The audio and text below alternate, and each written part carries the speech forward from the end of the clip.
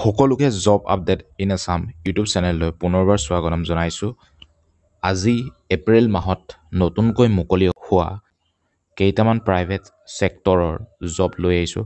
গতিকে এইকেইটাৰ বাবে আপোনালোকে কিদৰে এপ্লাই কৰিব পাৰিব জানিবৰ বাবে এই ভিডিঅ'টো শেষলৈকে চাই থাকক। আপোনালোকে দেখিব পাইছে স্ক্ৰীণত ওলাইছে যে যিটো পদ ওলাইছে প্ৰাইভেট ছেক্টৰত ছেইলছ পাৰ্চন গাৰ্মেণ্ট ছেক্টৰৰ আৰু লোকেশ্যন ইয়াত দি দিয়া হৈছে যোৰহাট, ডিব্ৰুগড় এণ্ড গুৱাহাটীত ওলাইছে আৰু চেলাৰী দিব আপোনালোকৰ 12,000 দিব আৰু যদি এক্সপিৰিয়েঞ্চ আছে তেতিয়াতো ভালেই। আৰু ইয়াৰ এপ্লাই কৰিবৰ বাবে এই যিটো নম্বৰ আপোনালোকে স্ক্ৰীণত দেখা পাইছে তাত আপোনালোকে নিজৰ চিভিখন পঠিয়াই দিব পাৰে।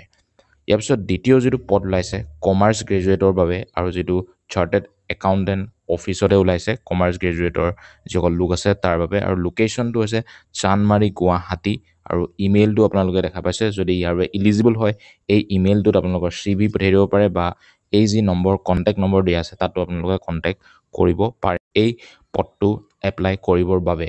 আৰু কিন্তু যেতিয়া আপোনালোকে ইমেইলত পঠিয়াই দিব আপোনাৰ যেতিয়া CVখন তাত কিন্তু আপোনালোকৰ CVখনৰ লগতে সেই ইমেইলতে আপোনালোকৰ phone number, photo and expect আপোনালোকে কিমান চেলাৰী আপোনালোকে বিচাৰে সেই কথাটো আপোনালোকে তাত লিখি পিনে ইমেইলত পঠিয়াই দিব।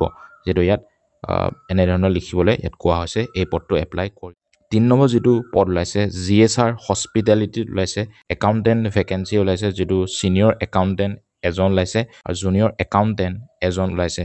আৰু এই পদকেইটা যিহেতু এপ্লাই যদি আপোনালোকে কৰিব বিচাৰে যিটো ইমেইল দিয়া আছে তাত আপোনালোকে নিজৰ CVখন পঠিয়াই দিব পাৰে আৰু কণ্টেক্ট নম্বৰটো দিয়া আছে। আৰু যিসকলে ইয়াৰ বাবে যদি এপ্লাই কৰিব ইচ্ছুক হয় তেনেহ'লে এপ্লাই কৰি দিব পাৰিব।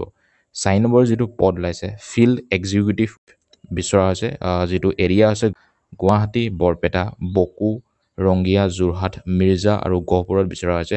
আৰু যিসকলে ফিল্ড এক্সিকিউটিভ যদি আপোনালোকে কৰিব বিচাৰে তেনেহ'লে আপোনালোকৰ যি CVখন এই যিটো নম্বৰ দেখা পাইছে 9864853317 তাত চেণ্ড কৰি দিব পাৰে। ইয়াৰ পিছত যিটো পদ ওলাইছে 5 নম্বৰ সেইটো আকৌ একাউণ্টেণ্টৰে পদ ওলাইছে, যিটো গভট NGO প্ৰজেক্টৰ বাবে ওলাইছে আৰু ইয়াৰ লোকেশ্যন হৈছে গুৱাহাটীত। আৰু যদি ইলিজিবল আপোনালোকে হয় আৰু ইয়াৰ একাউণ্টেণ্ট যদি পদটোত আপোনালোকে এপ্লাই কৰিব বিচাৰে নিশ্চয় CVখন এই নম্বৰটোত পঠিয়াব পাৰিব। আৰু যদি আপোনালোকে কমাৰ্চ গ্ৰেজুৱেট হয় তেনেহ'লে নিশ্চয় ইয়াৰ বাবে ইলিজিবল হৈ যাব আৰু ইয়াত আপোনালোকে নিজৰ CVখন পঠিয়াই দিব পাৰে। আৰু এইটো লোকেশ্যন ওলাইছে গুৱাহাটীত। 6 নম্বৰ যিটো পদ ওলাইছে একাউণ্টেণ্ট আৰু এডমিনৰ পদ ওলাইছে গভট প্ৰজেক্টৰ বাবে। আৰু যিসকলে ইলিজিবল হয় মানে যিসকলে ইচ্ছুক হয় এপ্লাই কৰিব, ইয়াত যদি এপ্লাই কৰিব বিচাৰে তেনেহ'লে নিশ্চয় ইমেইলটো ইয়াত আপোনালোকে চেণ্ড কৰি দিব পাৰিব যিসকল ইচ্ছুক হয় একাউণ্টেণ্ট আৰু এডমিন পদটোৰ বাবে। আৰু 7 নম্বৰ যিটো পদ ওলাইছে GNM nurse govt supported D addiction centre ওলাইছে আৰু যিটো NGO ৰান কৰে। আৰু ইয়াৰ বাবে আপোনালোকে ইমেইল আৰু কণ্টেক্ট কৰি চাব পাৰে যদি GNM নাৰ্ছ আপোনালোকে কৰি থোৱা হয় আৰু যদি এপ্লাই কৰিব বিচাৰে এই পদটোত।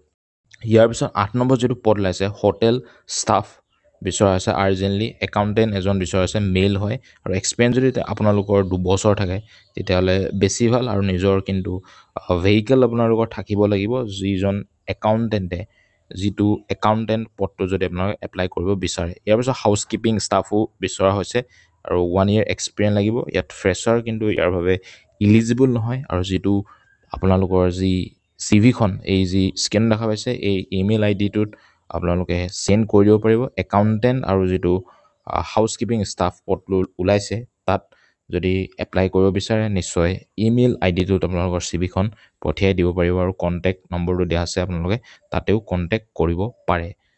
গতিকে এই যি প্ৰাইভেট ছেক্টৰৰ জবৰ যি ইয়াত দিয়া হ'ল এই পষ্টকেইটাৰ বিষয়ে যদি অধিক জানিব বিচাৰে নিশ্চয় তলত কমেণ্ট কৰিব, মই উত্তৰ দিবলৈ নিশ্চয় চেষ্টা কৰিম। গতিকে আজিলৈ ইমানেই, ধন্যবাদ।